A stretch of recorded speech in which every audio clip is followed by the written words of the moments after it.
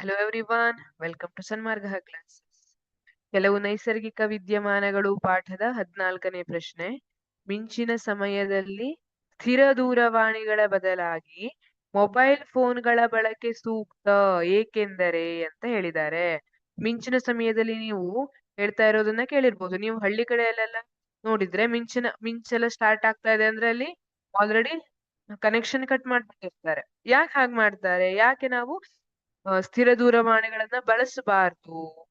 ಯಾಕೆಂದ್ರೆ ನಿಮಗ್ ಗೊತ್ತಿದೆ, ಅಲ್ಲಿ ಕನೆಕ್ಷನ್ ಅನ್ನ ತಂತಿಯ ಮೂಲಕ ಕೊಟ್ಟಿರ್ತಾರೆ ಅಲ್ವಾ? ನಿಮಗ್ ಗೊತ್ತಿದೆ, ತಂತಿ ಅನ್ನುವಂಥದ್ದು ಲೋಹದ ತಂತಿ, ವಿದ್ಯುತ್ ವಾಹಕ, ಹಾಗೆ ಮಿಂಚಿನಲ್ಲಿ ಇರುವಂತದ್ದೇನು ವಿದ್ಯುತ್ ಆವೇಶಗಳು. ಆ ವಿದ್ಯುತ್ ಆವೇಶಗಳು ಆ ತಂತಿಯನ್ನ ರೀಚ್ ಆದ್ರೆ ಏನಾಗುತ್ತೆ? ಅಲ್ಲಿ ವಿದ್ಯುತ್ ಹರ್ಕೊಂಡು ಬರುತ್ತೆ ಅಲ್ವಾ? ಹಾಗಾಗಿ ಆಘಾತವಾಗುವಂತಹ ಸಂಭವವಿರುತ್ತೆ. ಆದ್ರೆ ಮೊಬೈಲ್ ಫೋನ್ಗಳಲ್ಲಿ ಯಾವುದೇ ರೀತಿಯ ತಂತಿ ಈ ರೀತಿಯಾಗಿ ಇರೋದಿಲ್ಲ. ಹಾಗಾಗಿ ಮೊಬೈಲ್ ಫೋನ್ಗಳ ಬಳಕೆ ಸೂಕ್ತ ಅಂತ ಹೇಳ್ತಾರೆ. ಬಟ್ ಆದ್ರೂ ಆದಷ್ಟು ಹೊರಗಡೆ ಎಲ್ಲ ಇರುವಾಗ ಮೊಬೈಲ್ ಫೋನ್ಗಳನ್ನ ಕಿವಿಗಿಟ್ಕೊಳ್ಳುವಂಥದ್ದು ಎಲ್ಲ ಮಾಡಬಾರ್ದು ಅಂತ ಕೂಡ ಹೇಳ್ತಾರೆ. ಸ್ಥಿರ ದೂರವಾಣಿಯ ವಾಹಕ ತಂತಿ ವಿದ್ಯುತ್ ಆವೇಶಗಳನ್ನು ಆಕರ್ಷಿಸುವ ಸಂಭವವಿರುವುದರಿಂದ ಮೊಬೈಲ್ ಫೋನ್ ಬಳಕೆ ಸೂಕ್ತ. ಏನಾಗುತ್ತೆ? ಸ್ಥಿರ ದೂರವಾಣಿಯ ವಾಹಕ ತಂತಿ ಅಲ್ವಾ? ಕನೆಕ್ಷನ್ ಅನ್ನ ತಂತಿಯ ಮೂಲಕ ಕೊಟ್ಟಿರ್ತಾರೆ, ಅದು ವಾಹಕ, ವಿದ್ಯುತ್ ವಾಹಕ ಕೂಡ ಹೌದು.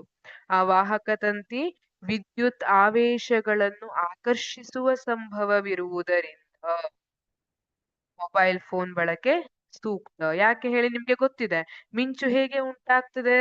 ಇದು ಆವೇಶಗಳ ವಿಸರ್ಜನೆಯ ಒಂದು ರೂಪ ಆಗಿದೆ ಅಲ್ವಾ? ಹೇಗೆ ಮೋಡಗಳ ಕೆಳಭಾಗದಲ್ಲಿ ಋಣ ಆವೇಶಗಳಿರ್ತವೆ, ಭೂಮಿಯ ಮೇಲ್ಭಾಗದಲ್ಲಿರುವಂತಹ ಧನ ಆವೇಶಗಳ ಜೊತೆ ಅಟ್ರಾಕ್ಟ್ ಆಗಿ ಆಕರ್ಷಣೆಗೊಂಡು ಅಲ್ಲಿ ವಿದ್ಯುತ್ ಆವೇಶಗಳು ವಿಸರ್ಜನೆಗೊಳ್ತವೆ ಅಂತ ಹೇಳ್ತೀವಿ. ಆ ವಿದ್ಯುತ್ ಆವೇಶಗಳು ತಂತಿಯ ಮೂಲಕ ಹರಿಯುವಂತಹ ಸಾಧ್ಯತೆ ಇರ್ತದೆ.